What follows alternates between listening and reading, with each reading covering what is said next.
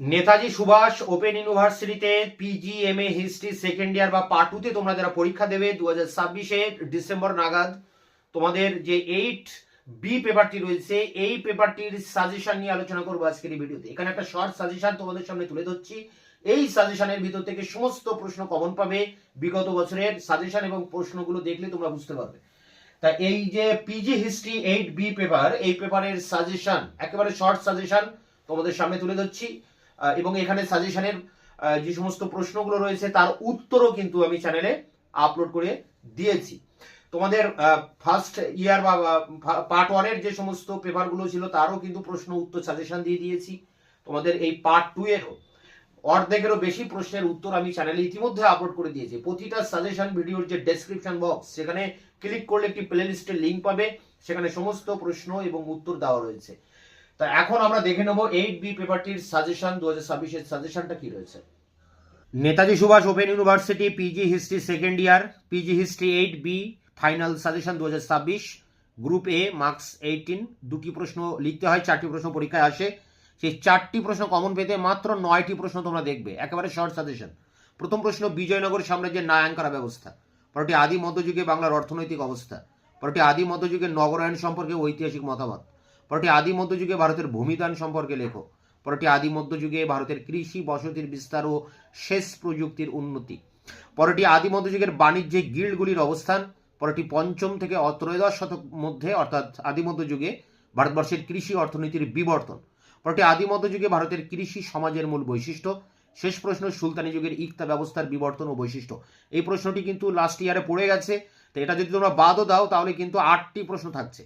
এই 8টি প্রশ্ন যদি তোমরা করো তাহলে এর মধ্যে থেকে 4টি প্রশ্ন কমন পেয়ে যাবে। গ্রুপ বি, যেখানে 12 নম্বরের প্রশ্ন 3টি লিখতে হয়, 6টি প্রশ্ন পরীক্ষায় আসে। সেই 6টি প্রশ্ন কমন পেতে 10টি প্রশ্ন এখানে তোমরা দেখবে। বাংলায় সামন্ততন্ত্রের উত্থান। পরটি আদি মধ্যযুগে ভারতের বাণিজ্য পথ সম্পর্কে জানার ঐতিহাসিক তথ্য বা উপাদান। পরটি আদি মধ্যযুগের বাংলার ব্যবসা বাণিজ্য ও মুদ্রা ব্যবস্থা। শুধু ব্যবসা বাণিজ্য আসতে পারে। ভারতের ইতিহাসে আদি মধ্যযুগকে কিভাবে চিহ্নিত করবেন। পরটি বাহমনি রাজ্যের অর্থনীতির প্রধান বৈশিষ্ট্য। পরটি আদি মধ্যযুগে ভারতের বৈদেশিক বাণিজ্য।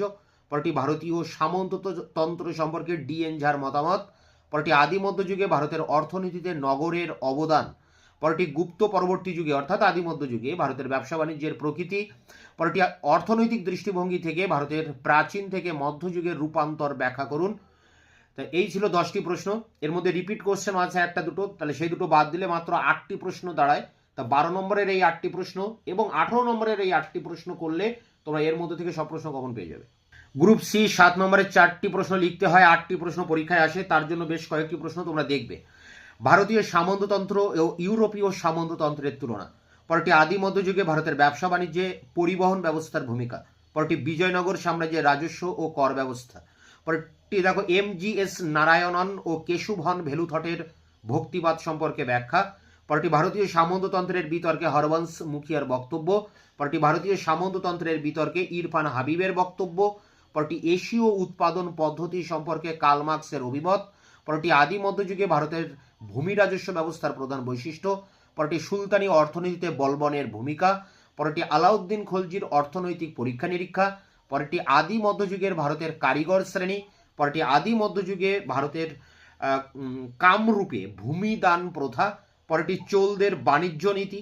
পরটি আদি মধ্যযুগের ভারতের ধারণা সম্পর্কে BD চট্টোপাধ্যায়ের মত। পরটি আদি মধ্যযুগে ভারতের রাজসভার সংস্কৃতি। পরটি বেগার শ্রম ও আদি মধ্যযুগীয় ভারতীয় অর্থনীতির সম্পর্ক। পরটি আদি মধ্যযুগে বাংলায় শিল্প সম্পর্কে লেখো। পরটি সুলতানি অর্থনীতি কত অংশে কেন্দ্রীভূত ছিল। তো এখানে দেখো 17-18টা প্রশ্ন রয়েছে। তোমরা প্রথম দিক থেকে 10-12টা প্রশ্ন অবশ্যই করবে, এর মধ্যে থেকেই কমন পেয়ে যাবে। দেখা হচ্ছে অন্য ভিডিওতে, ততক্ষণে চ্যানেলকে সাবস্ক্রাইব করে রাখবে, বন্ধুদের কাছে শেয়ার করবে।